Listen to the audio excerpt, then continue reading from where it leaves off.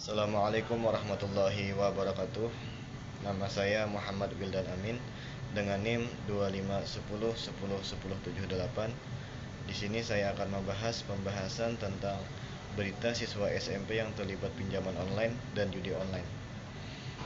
Dalam kasus ini, pinjaman online adalah fenomena yang cukup memprihatinkan dan menunjukkan bahwa masalah literasi keuangan di Indonesia masih berada pada tingkat yang rendah, terutama pada usia remaja.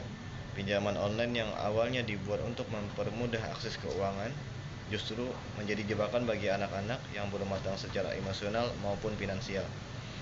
Mereka hanya melihat kemudahan, misalkan dari klik, langsung cair, tanpa mempertimbangkan konsekuensi berupa bunga tinggi, denda, hingga ancaman penagihan yang dapat berujung pada stres dan tekanan psikologis.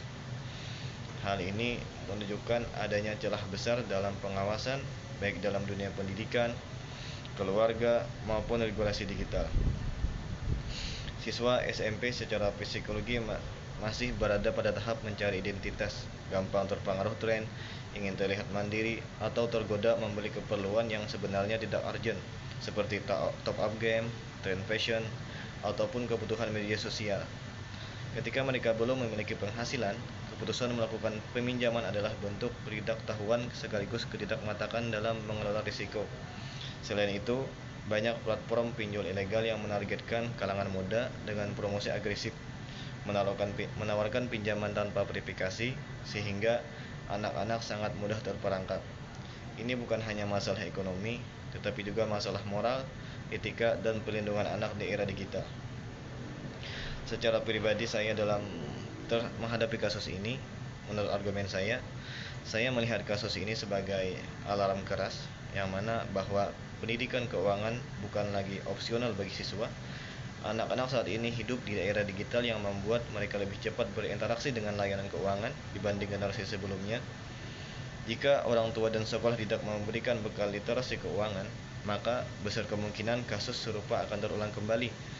Yang mana tidak kalah penting, pengawasan penggunaan gadget perlu lebih serius.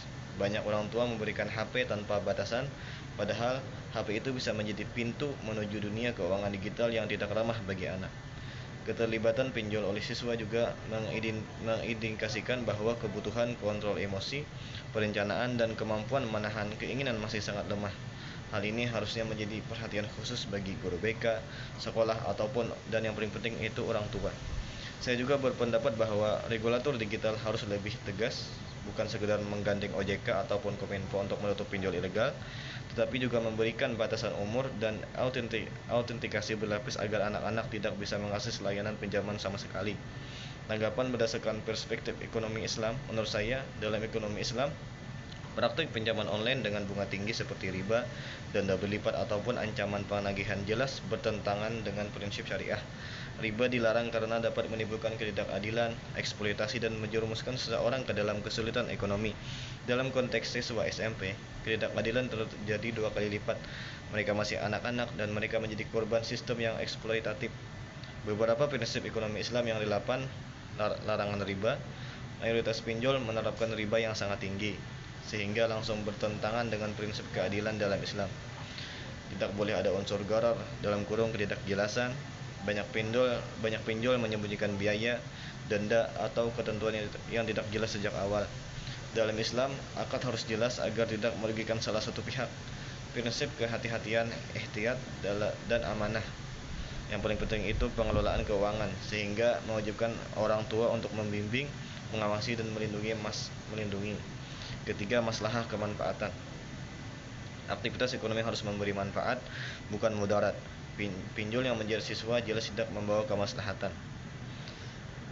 Berdasarkan perspektif ekonomi Islam, rekomendasi yang paling penting itu adalah yang pertama, edukasi literasi keuangan syariah sejak dini. Sekolah dapat memasukkan materi ekonomi Islam sederhana seperti bedanya kebutuhan dan keinginan, bahaya riba, cara mengelola uang jajan, konsekuensi hutang, dan adab berhutang dalam Islam. 2. Membuat sistem kontrol agar gadget dan transaksi digital orang tua dapat mengaplikasikan parental control, memblokir aplikasi keuangan tertentu. Yang paling penting, mengatur penggunaan Play Store agar tidak bisa mengunduh aplikasi tanpa persetujuan orang tua. Mungkin menutup pinjol menutup suam pinjol secara ilegal agresif, menyediakan alternatif pembiayaan syariah berbasis,